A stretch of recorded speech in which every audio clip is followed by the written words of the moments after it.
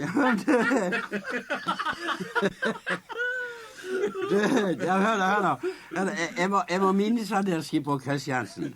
Han er jo død for mange år siden, men jeg husker han så vidt. Han bodde på Ågerøy, og så var han ungkar. Og så ble han så pass opp i årene at han ga opp sjøen, og så slo seg ned på landet. Og der bygde han seg hus. Og så bygde han gammeldassen utover sjøen, som de gjorde i den tida. De gjorde det. Det var jo ikke noe som heter miljøvern den gangen, og dessuten så var det jo plass til mye sjøl. Men det rare var at Kristiansen, han bygde seg inn med 2 huller i. Hvorfor bygger du med 2 huller, Kristiansen, sa folk.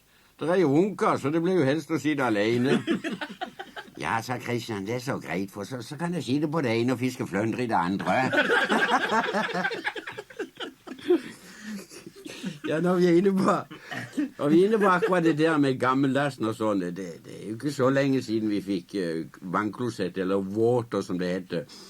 Så før var det jo binger all over i Kristiansand. Og i Kristiansand så var det jo Laumann som hadde jobb med å tømme. Han var jo en kjent figur i byen, og enda til omtalt i Kristiansands historie. Og han drev jo med sin gjerning om natta på morgensiden, så ikke de gode borgere skulle bli signert av. Så var det en morgen, og det her skjedde enda på hjørnet av Dronningsgata og Festningsgata. Der bodde en familie som het Klausen. Og så var det en morgen altså at fru Klausen kjente sånn en indre trang, om jeg så må si. Og det var litt tidlig òg. Så hun sto opp, og så gikk hun ut i gården. Og så nappet hun til seg Kristiansands Tidende som sto i stakittet. Og gikk inn og satte seg riktig godt til rette. Men akkurat da hun så vidt var begynt på avisen, så hørte hun stemme der nede og sa: «Neimen, er det ikke fru Klausen? Det var så vidt jeg kjente der igjen.»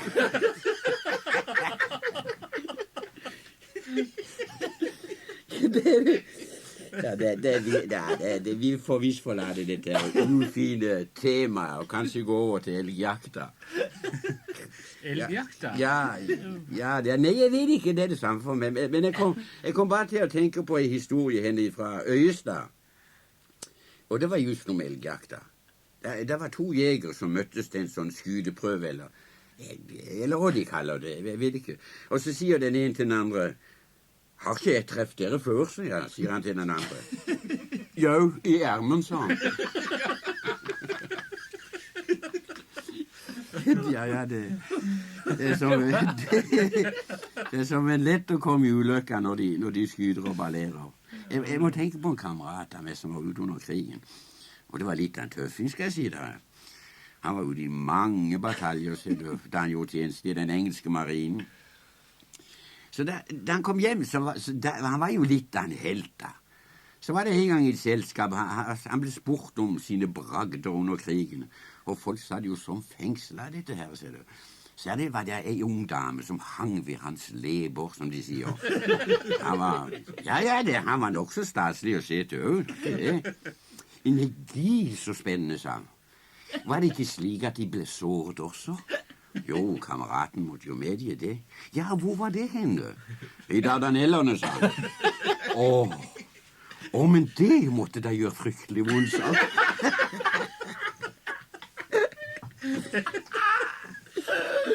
Ja, det er rart med de geografiske kunnskapene.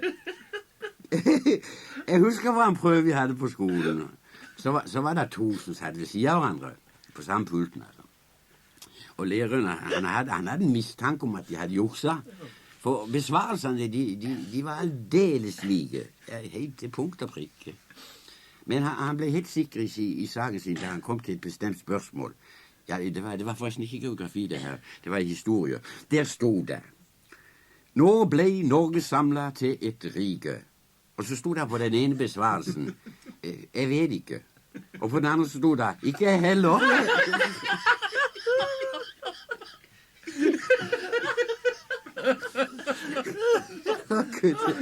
Ja, det er mye rart å høre på skolen, det er sikkert. Det var en gang en lærerinne som skulle høre klassen i religion, eller hva det var for noe. Og så begynte hun med en liten jente. «Jeg har ikke gjort leksene», sa jenta, for det brant hjemme hos oss i går. Ja, det har jeg sett i morgenavisen, sa lærerinna, men det var jo først klokka 11 om kvelden, og du leser vel leksene før den tid. Ja, sa jenta, men pappa sa vi skulle begynne å bære ut møblene sånn i 50-tida.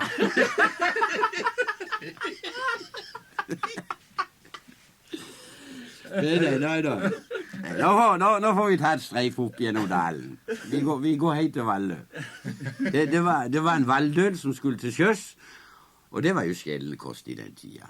Det er jo mange år siden det. Ja, det var mens den gamle Setesdal brant i. Han gikk enda så langsomt til Byglandsfjord. Og det er jo klart at de var jo interessert i bygda og ville vite hva han skulle hen for noe. Jeg skal til Singapore, sa han. Det var da kallegget, sa sambyggeren. Skal du helt til Singapore? Ja, da er du til bytte på Gråvannet.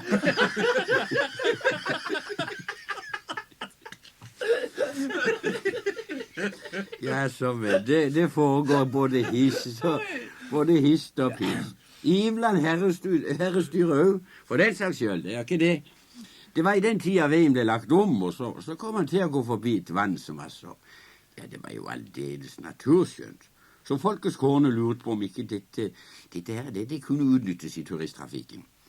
Ja, de pratet frem og tilbake om dette her, og i samtalens løp så var det en som foreslo å sette ut en gondol i vannet.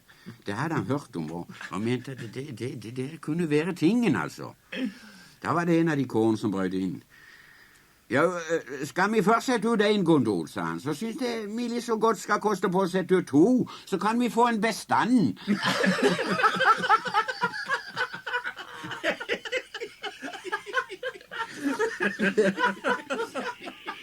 Det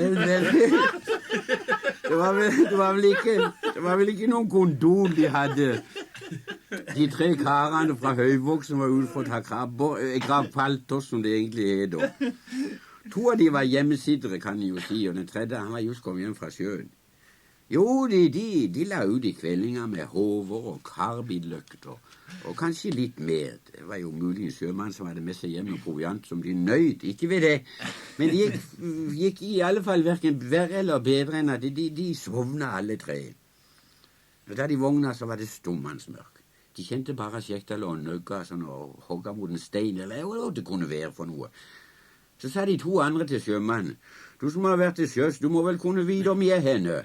Jo, sjømannen mente at det skulle bli råd med det, så han krøp forut og famla for seg med hendene i mørket. Men det var ikke noe annet å kjenne en flate fjellveggen. Loddrett opp gikk han også, så langt som sjømannen kunne rekke. Nå, sa de andre, finn du ut av det, om jeg er henne? Jeg skal ikke kunne si det akkurat på centimeteren, sa sjømannen, men det kjennes ut som Gibraltar.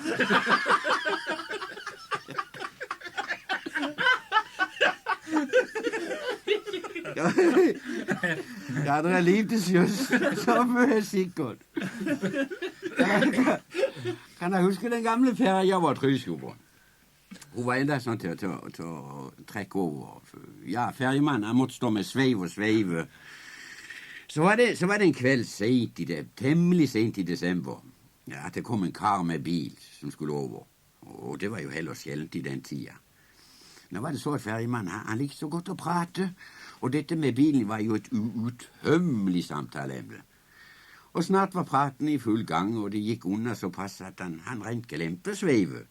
Og ferja ble liggende stønn pal, altså. Omsider så sier mannen med bilen, nå tror jeg mest jeg får sveive lite grann, ellers så får vi hjul i sjøen.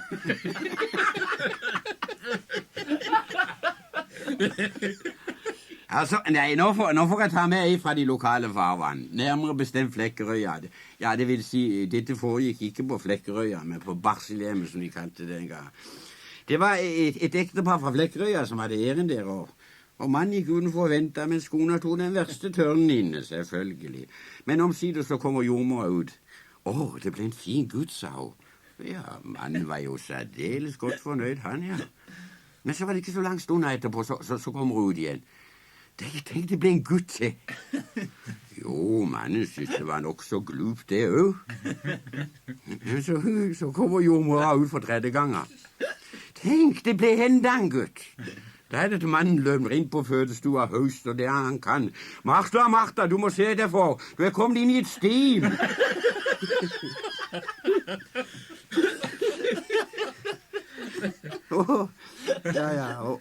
Over til noe helt annet. Vanligvis så har vi jo stor respekt for prester og prelater her nede på Sørlandet. Så det var vel ikke ment sånn som det ble sagt, dette her. Men det var altså en kar som var ute og kjørte bil vinterstid. Og så begynte det å snø, mer og mer. Til sist så mistet han helt retninga. Og da han så et lys ikke langt fra veien, så bestemte han seg for å gå hen og forhøre seg om geografien. Ja vel, han banket på, og en kar kom ut og sa sånn, Simen, og er dette henne? Spør bilisten, altså. Ja, det er prestegården, min gode mann. Jeg er sogneprest her på stedet. Er det langt til folk?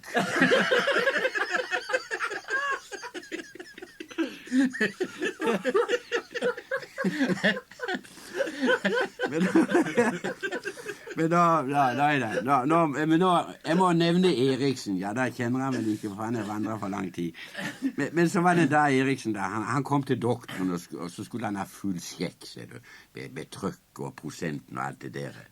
Jo, doktoren tog alle prøvene, og da han var ferdig, så sa han, og kan det være at du kommer her og sjekker akkurat nå? Jo, sa Eriksen, jeg ville vite om du synes det er bry verdt å kjøpe en ny vinterfrakke.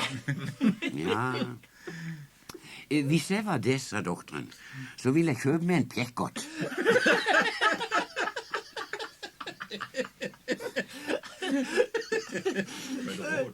Ja, det er så rart med det. Det er så rart med det når han er syk, så kommer han på sykehuset. For når han kommer der, så blir han først en syk. Det var en venndøl som skulle opereres, og kvelden før så var legen på visitt. Men du har noen sjans, sa venndølen. Ja visst, sa legen. Dette er en enkel operasjon. Dødsrisikoen er under 0,5%. Ja, sa venndølen, men du vet, for meg er han 100.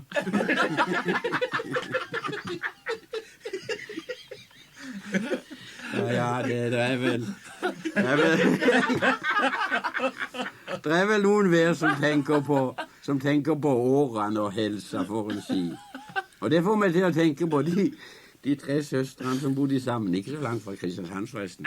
Den ene av de følte 80 år, og så ville de 2 andre dikte en sang til henne. Nå var den ene av disse søstrene nok så melankolsk og alvorlig, altså, mens den andre, hun var mer lett og munter. Og hun ville så gjerne dikte på melodien Bamsefars bursdag. Men det mente den andre var litt for lettferdig når det gjaldt sånt gammelt menneske. Men til slutt så ble de enige om at hvis bare teksten var passelig alvorlig, så kunne det gå an med melodien. Og dermed så ble refrenget i sangen sånn. Nu du går på gravens rand, hipp hurra på gravens rand.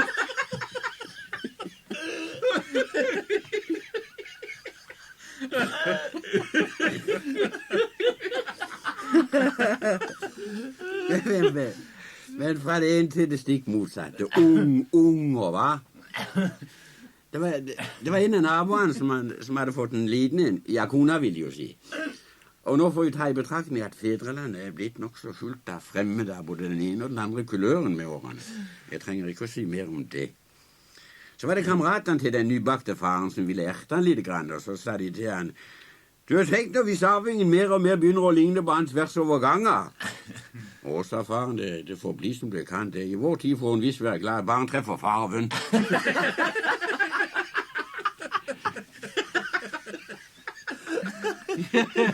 Vel, Gunnar, vi kommer vel ikke utenom skjorta, gjør vi det? Ja, jeg vet ikke. Vi som kjente Kjutta, vi vet jo at han ikke har sagt halvparten av det de vil ha det til. Ikke fjerdeparten i gang. Men noen kunne han ha sagt, kanskje. Som for eksempel da de skulle skifte brannbil. Har du hørt den? Jo, den gamle brannbilen fra 1924 var så elendig at han kunne ikke ha slukket brann på brannvakta i gang. Så måtte de ha nye, og så var det jo spørsmål om og de skulle gjøre med den gamle. Det her var oppe til debatt i bystyret, og de gikk opp av stolper og ned av vegger, for det var jo i 30-årene, og det var jo ikke så romslig i kommunekassa. Så de syntes de måtte bruke den gamle bilen til noe. Kjutta satt og hørte på debatten som han titt pleide. Det er enda bildene sammen med bystyret. Og så til sist så reiste han seg og sa, kunne dere ikke bruke den til blindalarm?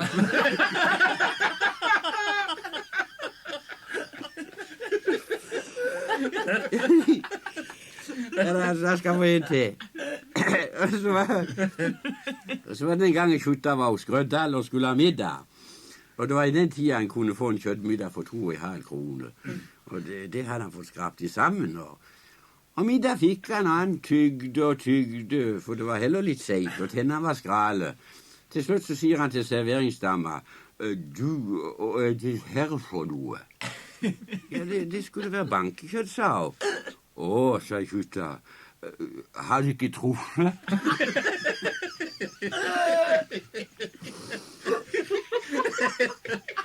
Ja, og så var det den gangen han steg av speilegg.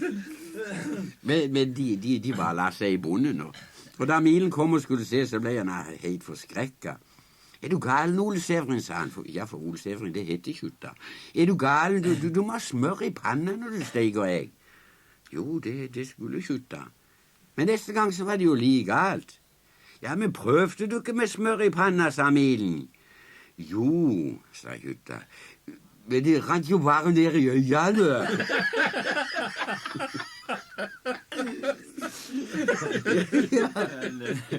Ja. Det var jo i grunnen så mange originaler. Jeg husker da Trygve Bege. Han gikk jo rundt her til spott og spes.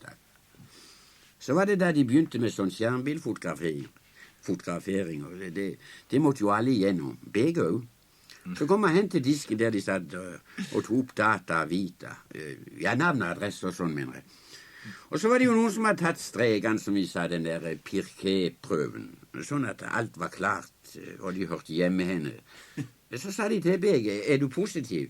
Nei, sa Bege. Ja, men da må du være negativ, da. Nei, jeg er kommunist.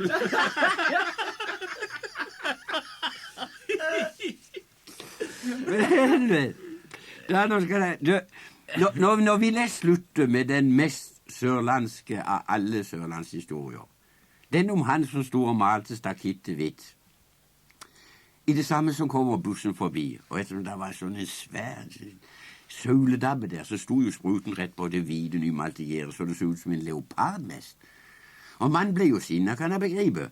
Han for etter bussen, og da han stansa, så buste han like inn til sjåføren, og der sto han med knytta never og vid i ansiktet av sinne, med dirrens nasebor og allting, og så sa han med hele sitt sørlandske raseri, jeg kan ikke si at jeg liker det der noe særlig.